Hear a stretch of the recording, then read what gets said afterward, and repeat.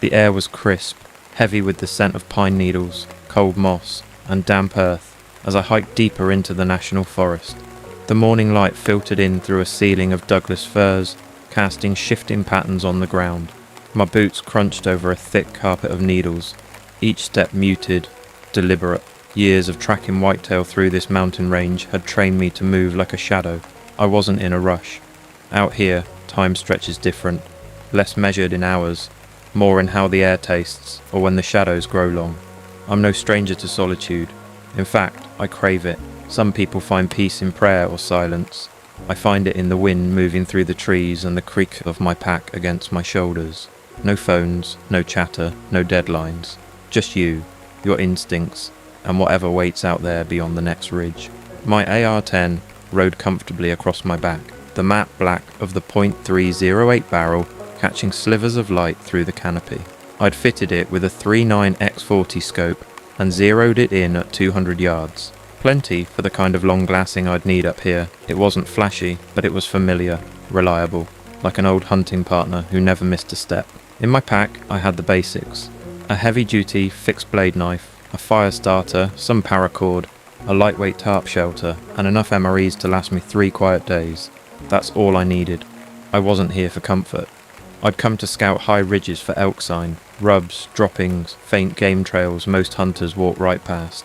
You do this long enough, you start seeing the land different. Like it talks, if you're willing to listen. The forest out here is no weekend park trail. This is deep country, a maze of tall cedar and old-growth firs that stretch across the spine of the Cascades. Blackthorn Ridge lay about 12 miles off the closest access road, and the last 2 miles weren't even marked, just faint deer trails and memory guiding my boots. The name came from an old map, weathered and yellowed, the kind you'd find rolled up in a bait shop near the border, but to me, it was just mine. No one else came this far. That's what made it sacred. By midday, I found a good spot near a slow-moving creek. The terrain opened slightly into a gentle flat, surrounded by brush and tucked beneath a stand of towering pines. I worked fast and silent, securing my tarp low between 2 trees. My fire was small, just enough to keep the cold edge off and boil some water. I laid my rifle on a stump within arm's reach, out of the dirt, and leaned back against a log as the light began to fade behind the ridge. That first night passed uneventfully. The silence of the wilderness can be eerie if you're not used to it, but to me, it was familiar music. An occasional squirrel rustling in the brush, the distant cry of a hawk, the slow gurgle of water over stone. I slept lightly, wrapped in my thermal liner, the sounds of the forest weaving in and out of shallow dreams. By the second morning, a thick grey sky hung low over the trees, the kind that makes you wonder if it's going to rain, or just threaten to all day. Mist clung to the underbrush, and even the birds seemed reluctant to start their day. I broke camp early, packed tight, rifle slung, and climbed the ridge trail to get eyes on a distant basin I'd marked weeks before on the topo map. But something was different today. The woods felt muted, no bird calls, no chipmunk bickering in the underbrush, just the creak of my boots and the occasional whisper of wind moving between the limbs. I chalked it up to weather. Overcast days tend to push game deeper, slow everything down. I was maybe 3 miles from camp when I heard it.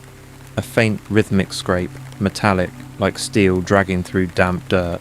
I froze mid-step, every muscle going still. My hand instinctively shifted, tightening around the pistol grip of the AR. The sound repeated, steady, scrape, pause, scrape.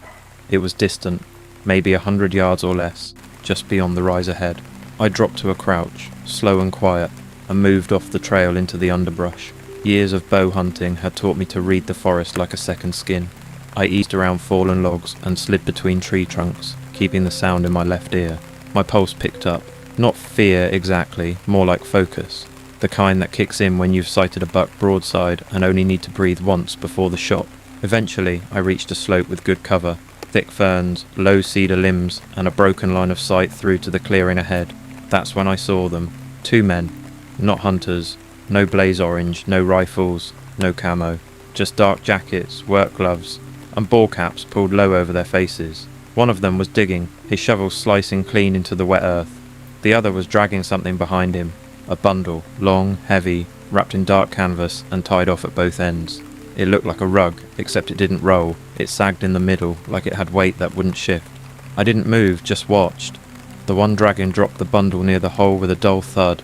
No movement from whatever was inside. My breath caught in my throat. This wasn't gear or food. It wasn't an animal either. No blood, no field dressing. Just that canvas. Stained. Still. Half buried now, in the shallow pit. The one digging wiped his brow, and said something to his partner. I couldn't hear it, but the tone snapped. Sharp. Tense. They were rushing. Nervous. I didn't dare raise the rifle. Too close. Scope too tight. And if they spotted me with a weapon drawn, this wouldn't end quiet. So I stayed behind the cedar, watching. Waiting. The last of the dirt went in fast. Kicked over with quick, practiced shovels. They patted it flat with the blade, scattered pine needles over it. No ceremony, no second glances. And then, one of them turned. Not just turned.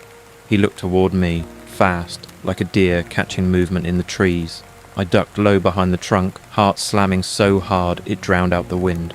Had he seen me, heard me? I held still, counting heartbeats. But they didn't move toward me. No words, just silence. Then, as quickly as they'd come, they shouldered their packs and slipped down the far slope, vanished into the trees with a familiarity that told me this wasn't their first trip into these woods. I waited there for what felt like 20 minutes. Every bird call, every rustle of wind brought my nerves back down a notch. Eventually I moved. Quiet. Low. I approached the burial site like I was stalking game, every sense tuned. The dirt was still soft, kicked over in a rush. Pine needles awkwardly scattered like a poor attempt to blend it in. I knelt, fingertips brushing the loose soil. It smelled of metal and rot, earth, turned too soon. My blade was in my hand before I realised it. I didn't dig, not yet. Something stopped me, but I searched the edges, just in case they left something behind. That's when I saw it. A small brass key, caught half under a rock, dusted with loam, but still glinting faintly in the light. I turned it in my palm. No label, no tag, worn smooth from use. It looked like it belonged to something old, a lockbox, a tool shed, maybe even a trunk. It didn't feel lost, it felt left. I slipped it into my jacket pocket, my gut twisting in ways I didn't have words for. This wasn't just a wrong place, wrong time kind of thing. This felt like I'd stepped into a trail meant for someone else. And the forest, it had gone still again. No wind, no birds. Just the hollow echo of my breath and the sharp sting of knowing something had changed. Something I couldn't walk away from. I told myself it was nothing. 2 guys out here, maybe locals. Maybe poachers burying a kill they didn't want to share. Maybe they were dumping garbage. I've seen worse out here. People hiding junk they couldn't haul out. But deep down, I knew that wasn't it. The canvas bundle hadn't looked like garbage. And the way it had slumped, it looked like it held weight that didn't shift right. Dead weight, human weight. I adjusted my rifle strap, hand tightening around the grip a little harder than I meant to. My thumb rested near the safety, even though I hadn't flicked it off. Not yet. The metal of the key pressed cold against my thigh, tucked deep in my cargo pocket. I felt it with every step back toward camp. It didn't jingle or shift, it just was, like it belonged there now. And whatever it opened was waiting for me to find it. The hike back was slower than I liked. My instincts were on fire. Every bird that flitted in the trees made me flinch. Every snap of a twig sent my eyes darting towards shadows. And the worst part, the woods still hadn't returned to normal. No chatter of squirrels, no breeze through the needles. The silence wasn't peaceful anymore, it was alert, like something was holding its breath, watching. When I broke through the last stand of pines and saw the thin column of smoke trailing from where I'd left my fire ring, I stopped short. The camp looked the same, at first. My tarp still hung between the 2 pines, where I'd lashed it tight the night before, but the line sagged. One of the guy lines was pulled almost loose, flapping gently in the breeze. I don't leave gear like that, not unless I'm rushed, and I hadn't been. Then I saw the spare pack. I'd left it by the creek, tucked under a downed log and covered in brush, but now it was in the open, half dragged across the mud, one strap tangled on a root like someone had yanked it and let go halfway. I moved fast, scanning the tree line before I dropped to one knee and checked the contents. Nothing was missing. My backup fire starter, some extra food, a compact solar charger, all there. But the zipper, it was open halfway. And I never leave a zipper half open. Never. It's a habit, a survivalist's instinct. Closed zippers mean no moisture, no rodents, no screw-ups. I stood slowly, eyes raking across the area. I crouched again and scanned the ground near the fire ring. The soil was dark, soft, and scuffed, multiple directions, like someone had walked tight circles, pacing. And near the edge of the creek, a boot print. Not mine. My boots were high lug Vibram soles, good for rocky trails and wet terrain. This one was smoother, smaller, less aggressive treading. Maybe a cheap hiking boot, maybe something more urban, but definitely not mine. A bead of sweat slipped down my back, despite the cool air. My hand drifted to the brass key again. Someone had been here. Someone had touched my gear. I rebuilt the fire almost automatically, more for comfort than for any practical reason. Just something about the flame, the crackle, the light. Even if it made me more visible, I needed that boundary, that psychological edge. But the MRE I pulled from my pack tasted like dust. I chewed without tasting it, eyes fixed on the trees. Every crunch of leaf litter beyond the firelight made my finger inch toward the rifle. Later, I sat cross-legged beside the flames, turning the key over in my hands. The firelight glinted off its scratched edges. There were no markings, no serials, no tags, no cuts on the shaft that might tell me what kind of lock it was made for. Just brass, a little tarnished, heavier than it should be, like it had been in someone's pocket for years. I tried to imagine who might have dropped it. One of those men. Was it meant to be found? Or had I interrupted something that was never supposed to be seen? I couldn't sit still. The forest pressed in close now. The fire did nothing to push it back. My skin crawled, every nerve wired. I found myself standing before I'd made the decision, grabbing my rifle, securing my headlamp, walking back toward the burial site. The trail looked different at night.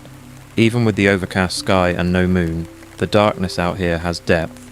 It swallows, absorbs. Shapes move at the edges of your vision, branches swaying, shadows deepening between trunks. And the quiet. It becomes a kind of static in your ears, like your brain trying to fill the void with something, anything, so you don't go mad. I reached the clearing again after maybe 30 minutes. It was quiet, too quiet. My boots barely made a sound against the damp soil. And then I saw it. The burial site had been disturbed, again. The shallow mound was no longer flush. The dirt had been shifted, some kicked aside, some piled hastily. Whoever came back didn't finish the job, like they were in a rush, or got spooked, or were planning to return again soon. I moved forward, crouching low, scanning the ground with my headlamp turned to a low setting. That's when I saw it, a torn piece of canvas, caught on the edge of an exposed root. It was the same fabric I'd seen wrapped around the bundle, but now, up close, I could see the stains were dark, so dark they almost looked black, not mud, not oil, blood. Old, clotted blood, soaked into the fibres. I didn't touch it, just stared. I tried to tell myself it could still be an animal. Some illegal poach, maybe a bear or a big cat, but nothing about this felt wild. It felt planned, methodical. My brain flashed to an old hunt, years ago, when I was 16, tracking a wounded elk through thick pine. The blood back then had looked just like this in the dusk, dark, congealed, almost purple, the kind of colour that sticks with you. I backed away, slowly, raising the rifle and sweeping the tree line. Every instinct in me was screaming now, not fear, warning. Like the forest was trying to push me out. Back at camp, I didn't try to sleep. I sat by the fire, back against a tree, rifle balanced across my knees. My ears strained for every sound, every crunch, every whisper of movement. I kept looking toward the shadows beyond the firelight, expecting something, someone, to step out, but nothing came. Until I saw it, carved into the bark of a tree just 10 feet from where I sat. My headlamp caught it by accident as I turned to scan the perimeter. My name. Not a symbol, not initials. My first name, carved deep, unevenly, fresh enough that the sap still glistened in the grooves. I stared at it for a long time. My throat went dry. I hadn't told anyone I was coming out here. Not my brother, not my boss, not the guy at the supply store. This trip was off-grid, just like every year. So how did someone know my name? And why carve it here?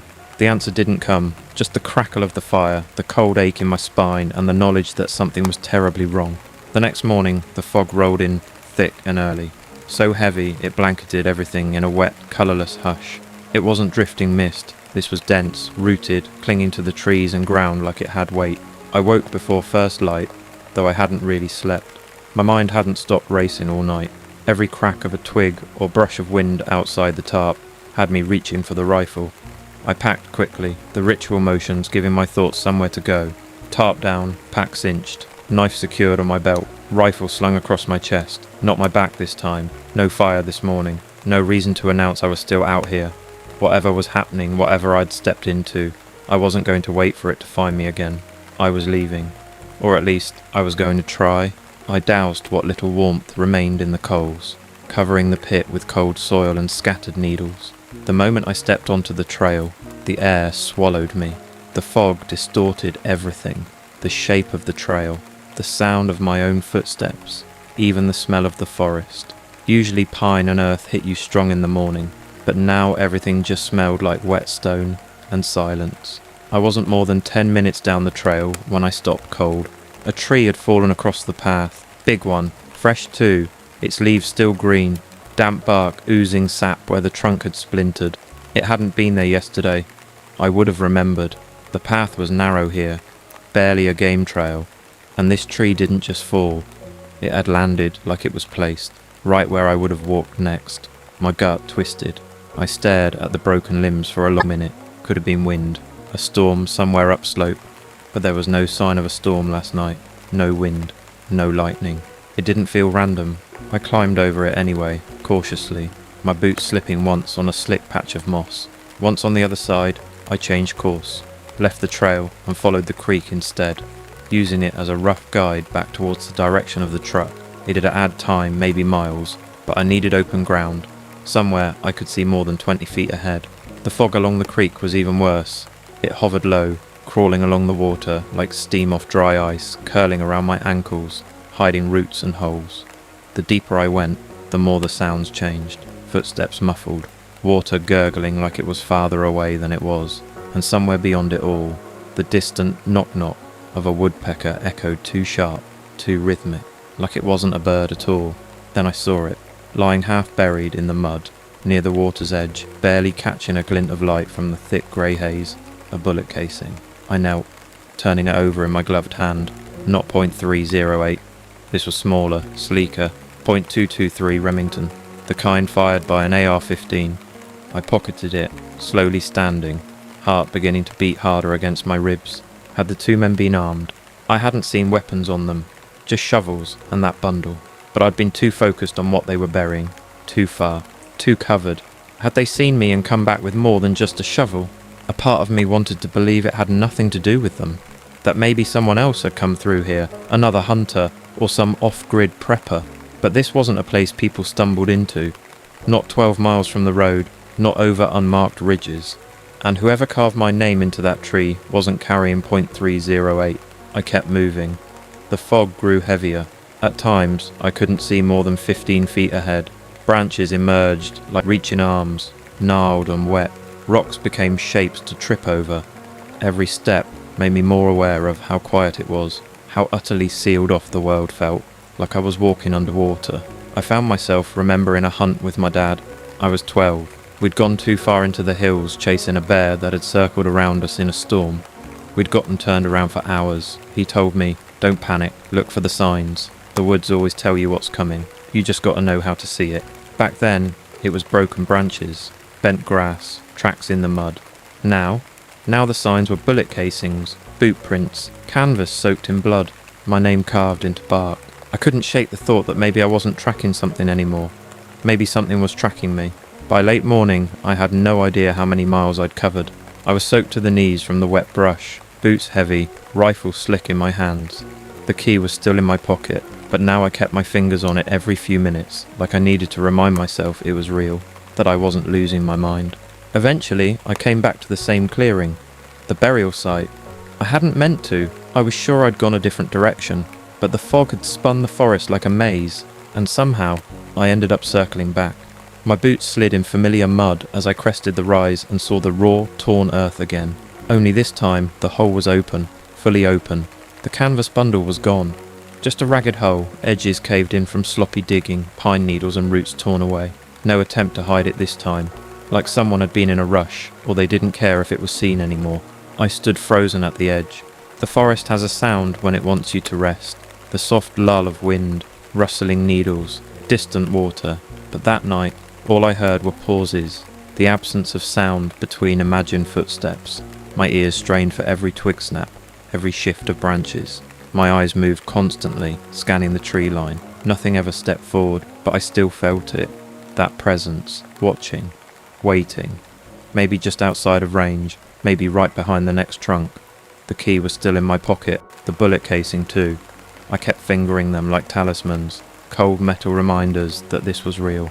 I hadn't imagined the men, the bundle, the open grave, the name carved into the bark, and I hadn't imagined that something had been there with me in the fog. When first light finally broke, it didn't look like morning. It looked like an oil painting of dawn, muted, blue-grey, filtered through clouds and dripping leaves. The air was sharp with dew and something faintly metallic. I waited, still crouched beneath the outcrop, watching for movement. Only when the woods began to breathe again, bird calls in the distance, a squirrel darting across a limb, did I start moving. I wasn't far now. A few hours of hiking at most, and I'd be at the truck. I could already picture it, dusty, dented, but warm, familiar. Steel and engine and distance between me and all of this. I kept my eyes forward and my pace quick. No breaks, no detours. But when I reached the last trail fork before the gravel pull-off, something stopped me cold. Smoke, not thick, not rising high, just a thin, curling wisp drifting up through the trees. Pale grey, steady. It was coming from the direction of my original camp, the one I'd left days ago. I moved fast, circling wide, sticking to cover. My boots were nearly silent against the soft earth. It didn't take long to confirm it. The fire pit was still smouldering. My fire. The same one I had buried, drenched, covered in cold dirt. But now it was warm, not blazing, just a few faint embers tucked beneath the blackened logs. A thin stream of smoke barely visible in the cold air. Someone had been here, recently. There were no boot prints this time. The ground was dry, scattered with debris from a light wind overnight. But I knew what I was seeing. This fire hadn't restarted itself. The wind couldn't have blown dirt off the pit. And animals, they don't stack logs, they don't stoke embers. Someone had come back. I scanned the tree line. My heart pounded. Not like before, with the adrenaline of seeing something you weren't meant to see. This was different. This was realization. I wasn't a witness anymore. I was a participant. I backed out slowly, hand steady on the rifle, eyes sharp. I didn't call out, didn't ask who was there. That part of the game was over.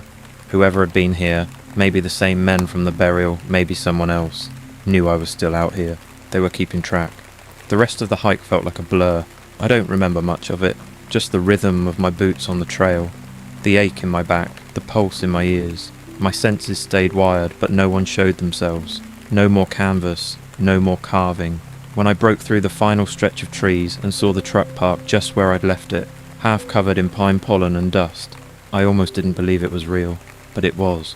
And it started on the first turn of the key. The engine's growl was the first sound in days that didn't feel wrong. I didn't look back, didn't check the mirrors, didn't stop until I hit pavement, until the gravel gave way to oil-stained road and I was miles from the forest edge, the trees reduced to a green smear in the rear view. I never went back to Blackthorn Ridge, not for scouting, not for hunting. I sold my AR-10 a month later, gave the maps to my brother, told him I didn't need them anymore. He asked why, and I just told him the elk were moving too high these days. But sometimes, late at night, when the wind rises just enough to sound like leaves moving across your windows, I hear it again, that metallic scrape. Steel on earth, the sound of something being buried, or maybe unburied, and I wonder if what I saw was ever meant to be covered at all, or if it was bait, waiting for someone like me